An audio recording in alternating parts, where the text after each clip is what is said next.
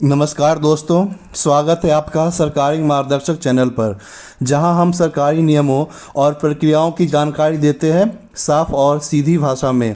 आज हम जानेंगे बिहार एनुमरेशन फॉर्म 2025 को ऑनलाइन कैसे भरें, किसे भरना चाहिए, किन दस्तावेज़ों की ज़रूरत होती है और ये फॉर्म आपके लिए क्यों ज़रूरी है। दोस्तों, ये वीडियो बिहार के हर उस नागरिक के लिए बेहद महत्वपूर्ण है जिनका नाम पहले से वोटर लिस्ट में है, लेकिन उन्हें 2003 के आधार पर पात्रता साबित करनी है कि वो 2003 वोटर लिस्ट में नाम दर्ज है या नहीं।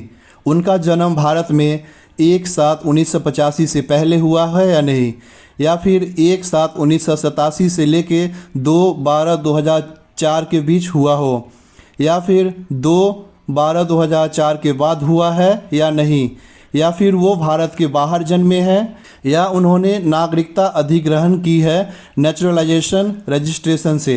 तो इस वीडियो को अंत तक ज़रूर देखिए, क्योंकि इसमें एक एक स्टेप को उदाहरणों के साथ समझाऊंगा। दोस्तों, इस वीडियो में दिखाई गई जानकारी केवल शैक्षणिक उद्देश्य से है, व्यक्तिगत जानकारी को गोपनीय रखा गया है। तो दोस्तों, आइए जानते हैं हम गणना प्रपत्र यानी एनुमरेशन फॉर्म क्या है। गणना प्रपत्र यानी एनुमरेशन फॉर्म एक ऐसा माध्यम है जिससे चुनाव आयोग यह सुनिश्चित करता है कि भारत के प्रत्येक योग्य नागरिक का नाम वोटर लिस्ट में दर्ज हो।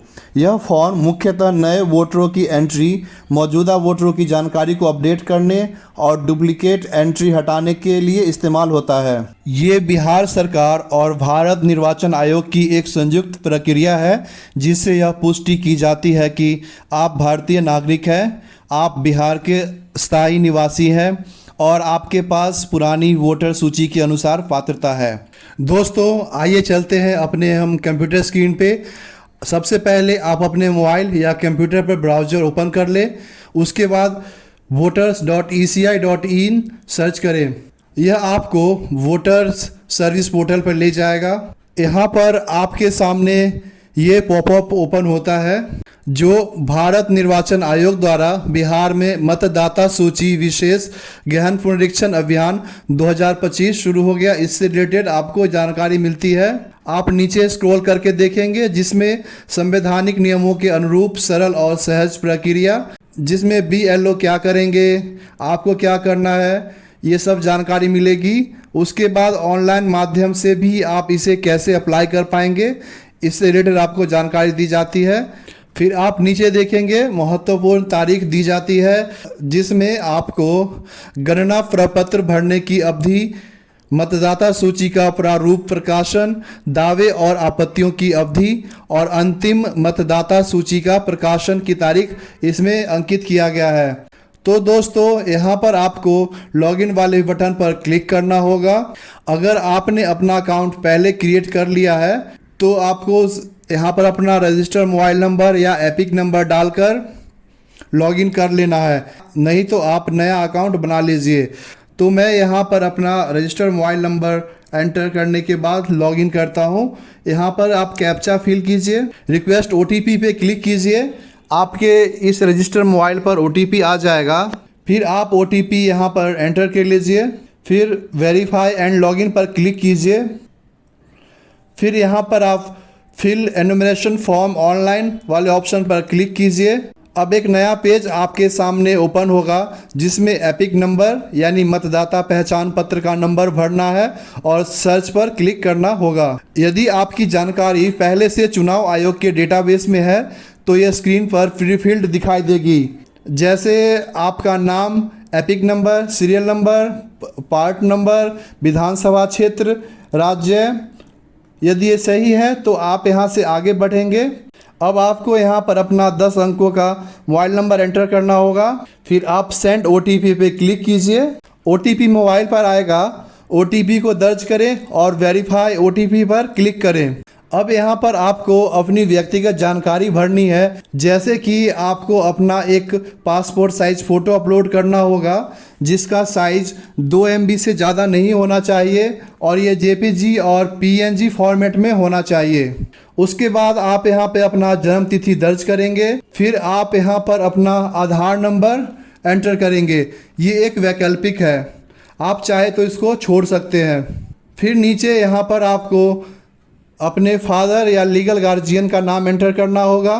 फिर यहाँ पर उनका एपिक नंबर एंटर करना होगा। ये एक ऑप्शनल है, अगर आप चाहे तो इसे छोड़ भी सकते हैं।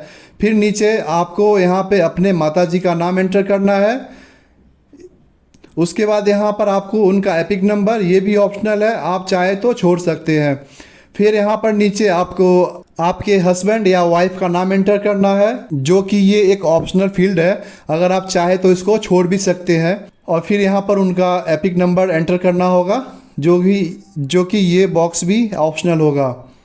उसके बाद आप नीचे देखेंगे प्लेस ऑफ सबमिशन, कहाँ से आप इस फॉर्म को भर रहे हैं वो जानकारी यहाँ पर आपको एंटर करना है।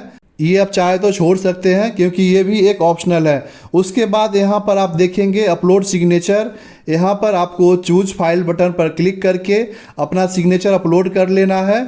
आप ध्यान दीजिएगा कि जो सिग्नेचर है वो ब्लैक और ब्लू पेन से ही होना चाहिए, जो कि वाइट पेपर पर। और इस फाइल का जो साइज होगा वो 50 KB से लेके 200 KB के बीच में होना चाहिए। ये एक रेक्टेंगुलर शेप में होना चाहिए। और इस फाइल का जो फॉर्मेट है वो PNG, JPG और JPEG में होना चाहिए। अब हम पहुंचते हैं फॉर्म के सबसे अहम हिस्से डिक्लेरेशन सेक्शन पर। इस भाग में आपसे शपथ दिलवाई जाती है कि आप जो जानकारी दे रहे हैं वो पूरी तरह से सत्य और प्रामाणिक है। आइए इसे एक एक कर समझते हैं। मैं यहाँ यह घोषणा करता या करती हूँ कि मेरी जानकारी और विश्वास के अनुसार मैं भारत का नागरिक हूँ, 18 वर्ष से अधिक उम्र का हूँ और ऊपर दिए गए पते पर सामान्य रूप से निवास करता हूँ।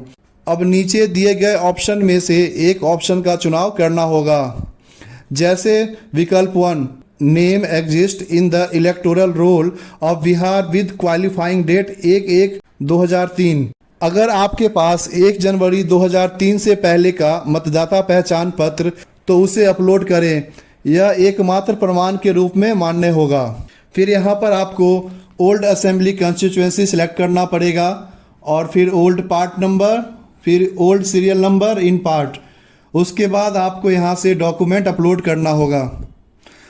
तो इस वाले सेक्शन में आप अपना जो वोटर कार्ड है वो अपलोड करेंगे। फिर नीचे विकल्प 2 है, जिसमें बॉर्न इन इंडिया बिफोर 1 जुलाई 1987।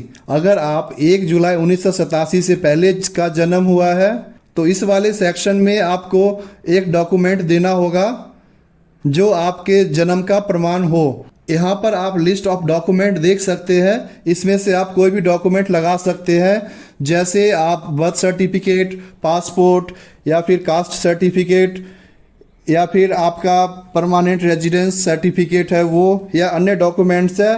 आप यहाँ से देखकर कोई एक डॉक्यूमेंट अटैच कर सकते हैं। यहाँ पर आपको डॉक्यूमेंट अटैच करने का ऑप्शन मिल जाएगा।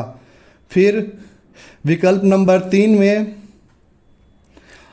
अगर आपका जन्म 1 जुलाई 1987 से 2 दिसंबर 2004 के बीच हुआ है तो आप इसको सिलेक्ट करेंगे और इस वाले में आपको अपना एक डॉक्यूमेंट लगाना होगा जो आपके जन्म का प्रमाण हो, और उस डॉक्यूमेंट्स को आप यहाँ से अटैच कर सकते हैं। आप लिस्ट ऑफ डॉक्यूमेंट यहाँ पे देख सकते हैं कि क्या क्या डॉक्यूमेंट्स हैं। उसके बाद यहाँ पर प्रोवाइड डॉक्यूमेंट आइदर फॉर, और उसके बाद आपको यहाँ आपके पिता या माता में से किसी एक का डॉक्यूमेंट आपको लगाना पड़ेगा। आपके अपने पिता का कोई भी डॉक्यूमेंट्स आप यहाँ पे लगा सकते हैं, जैसे उनका बर्थ सर्टिफिकेट, पासपोर्ट, मैट्रिक का सर्टिफिकेट, परमानेंट रेजिडेंस सर्टिफिकेट या फिर कास्ट सर्टिफिकेट या अदर डॉक्यूमेंट्स जो यहाँ पे आपको दिखाई दे रहा है, उसमें से आप कोई एक लगा सकते हैं। आप ध्यान देंगे इनमें से आपके माता या पिता का ही किसी एक का डॉक्यूमेंट लगाना होगा। फिर यहाँ पर अगर आपका जन्म 2/12/2004 के बाद हुआ है तो आप इस वाले ऑप्शन को सिलेक्ट करेंगे और यहाँ पर आप अपना एक डॉक्यूमेंट देंगे। आपके जन्म से रिलेटेड डॉक्यूमेंट होगा या फिर अन्य डॉक्यूमेंट्स है, जैसे पासपोर्ट है, मैट्रिक का सर्टिफिकेट है आपका, या परमानेंट निवास प्रमाण पत्र है आपका, या फिर आपका कास्ट सर्टिफिकेट है, या अगर अदर कोई डॉक्यूमेंट्स है तो आप यहाँ पे लिस्ट, जो डॉक्यूमेंट का लिस्ट है उसमें से देखकर आप कोई सिलेक्ट कर और यहाँ पे आप अटैच कर लेंगे। उसके बाद यहाँ पर है, अगर आपके दोनों पेरेंट्स इंडियंस हैं तो आप यहाँ पे यस सेलेक्ट करेंगे, अगर नहीं तो आप यहाँ पे नो सेलेक्ट करेंगे। फिर यस सेलेक्ट करने के बाद यहाँ पर आपको कोई एक डॉक्यूमेंट अपने पिता का और कोई एक डॉक्यूमेंट अपने माता का अपलोड करना होगा। जैसे यहाँ पर डॉक्यूमेंट का लिस्ट दिया गया है, जैसे यहाँ पर कोई डॉक्यूमेंट्स है आप देख सकते हैं। उसके बाद यहाँ से अपने माता या पिता का एक एक डॉक्यूमेंट्स आपको देना होगा। वो डॉक्यूमेंट्स आप दे सकते हैं उनके जन्म से रिलेटेड, या फिर अदर डॉक्यूमेंट्स जो है जैसे मैट्रिक का सर्टिफिकेट, पासपोर्ट, या फिर कास्ट सर्टिफिकेट, या फिर आपका आवास प्रमाण पत्र। इनमें से डॉक्यूमेंट्स में से आप कोई दे सकते हैं। सेम अपने माता का डॉक्यूमेंट्स आपको यहाँ से सिलेक्ट कर लेना है और यहाँ पर आप अटैच कर लेंगे। अगर आपका जन्म इंडिया से बाहर हुआ है तो आप इस वाले ऑप्शन को सिलेक्ट करेंगे और यहाँ से आप डॉक्यूमेंट अटैच करेंगे। अगर आपका जन्म भारत के बाहर हुआ है तो आप यहाँ पर भारतीय दूतावास द्वारा जारी बर्थ रजिस्ट्रेशन सर्टिफिकेट अपलोड करना होगा, जैसे proof of birth registration issued by Indian mission abroad, और फिर आप वो डॉक्यूमेंट यहाँ से अटैच कर लेंगे।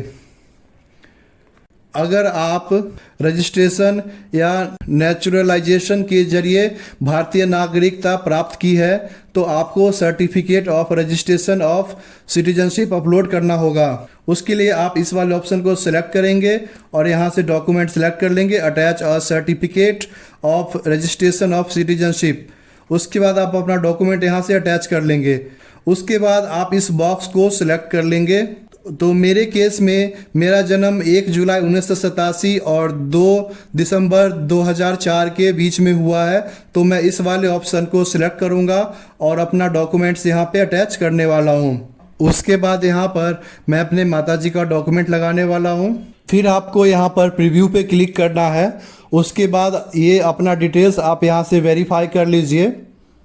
फिर आप नीचे आएंगे, यहाँ पे आपको डिक्लेरेशन में वो सारी डिटेल्स मिल जाएगी जो मैंने आपके साथ अभी डिस्कस किया था कि कौन कौन से डॉक्यूमेंट चाहिए और क्या कंडीशंस है। उसके बाद आप यहाँ पर नीचे आएंगे, ये आप देख सकते हैं यहाँ पर जो भी ऑप्शन आपने सेलेक्ट किया होगा वो यहाँ पर आपको टिक मिल जाएगा। जैसे मैंने सेलेक्ट किया था बॉर्न बिटवीन 1 जुलाई 1987 एंड और 2 दिसंबर 2004, ये सिलेक्टेड है। फिर मैंने अपना डॉक्यूमेंट दिया, वो सिलेक्टेड है। फिर मैं अपने माताजी का डॉक्यूमेंट दिया, वो यहाँ पे सिलेक्टेड है। तो आपके केस में भी इस तरह से सिलेक्ट होके आ जाएगा। आप अच्छे से वेरीफाई कर लेंगे। फिर आप नीचे स्क्रॉल करके आएंगे, फिर आप यहाँ पर देख सकते हैं डेट अपने आप फिल हो जाता है और यहाँ पर आपका जो प्लेस ऑफ सबमिशन वो आपने डाला था वो यहाँ पर दिख जाएगा आपको। यहाँ पर आपका सिग्नेचर दिख जाएगा। उसके बाद यहाँ पर लिस्ट ऑफ डॉक्यूमेंट्स, कौन कौन से डॉक्यूमेंट चाहिए उसका लिस्ट आपको यहाँ पर देखने को मिल जाएगा। ये आप सब कुछ एक बार अच्छे से वेरीफाई कर लीजिए। उसके बाद आप यहाँ पर कट करके बैक आएंगे। फिर आप यहाँ पर देखेंगे आपके सामने सबमिट का एक बटन दिखाई दे रहा है, इस पर आप क्लिक करेंगे। ये आपसे पूछ रहा है कि are you sure you want to submit this form, कि आप इस फॉर्म को सबमिट करना चाहते हैं। तो आप यहाँ पर यस वाले पर क्लिक करेंगे। ये देखिए, आप देखेंगे यहाँ पर आपका फॉर्म सक्सेसफुली सबमिट हो चुका है, इसका मैसेज आपके पास आ गया। तो इससे रिलेटेड आपके पास एक मैसेज भी आ जाएगा जिसमें लिखा रहता है कि enumeration form submitted successfully for epic number. जो आपका एनुमरेशन फॉर्म है वो सक्सेसफुली सबमिट हो चुका है, उसमें आपका जो एपिक नंबर है वो भी मेंशन रहेगा। दोस्तों, इस वीडियो में हमने सीखा कि बिहार एनुमरेशन फॉर्म 2025 को कौन भर सकता है, क्यों भरना चाहिए, कौन कौन से दस्तावेज लगते हैं और स्टेप बाय स्टेप पूरा प्रोसेस क्या है। अगर आप बिहार के निवासी हैं और सरकारी योजना में आवेदन करना चाहते हैं तो यह फॉर्म भरना ज़रूरी है, नहीं तो आपका वोटर कार्ड बंद हो जाएगा। दोस्तों, अगर वीडियो पसंद आया हो तो लाइक कीजिए, अपने दोस्तों और परिवार के साथ शेयर कीजिए और हमारे चैनल सरकारी मार्गदर्शक को सब्सक्राइब करना ना भूलें। अगर आपके मन में कोई सवाल है तो नीचे कमेंट में पूछ सकते हैं, मैं हर कमेंट का जवाब देने की कोशिश करता हूँ। धन्यवाद। जय हिंद।